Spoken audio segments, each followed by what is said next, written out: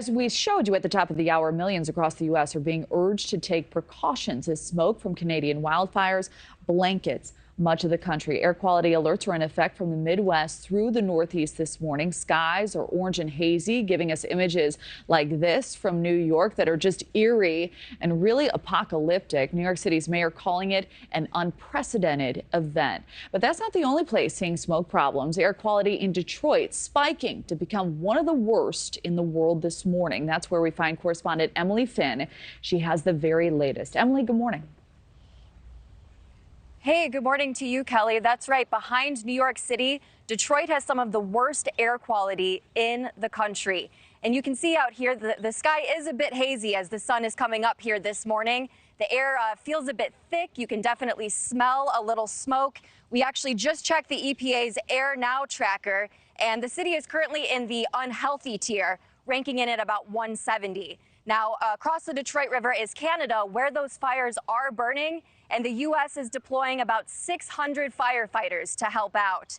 Now, right here, there are 437 fires burning across Canada. Almost 250 of them are considered out of control by Canada's Forest Fire Centre.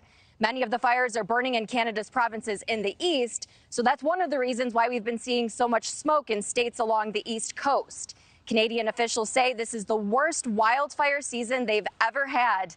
And now they're calling in support from the U.S., from France, and other countries, since firefighters in Canada are just simply overwhelmed, Kelly.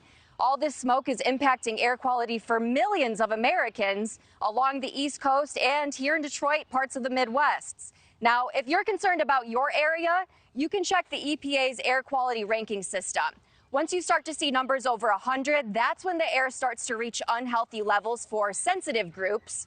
Over 150 is unhealthy for the general public. Reaching more than 200 is very unhealthy with an increased risk of health effects. And everything over 300 is considered hazardous and an emergency health warning. Now, an air quality alert is remaining in place here in Detroit through Friday. Officials here are warning senior citizens to stay inside, for everyone to keep their windows closed, and to consider using an air purifier in the meantime, Kelly. All right, Emily, thank you for that thorough report. Thank you for watching. Go to newsnationnow.com to find NewsNation on your television provider. And don't forget to click the red subscribe button below to get more of NewsNation's fact-driven, unbiased coverage.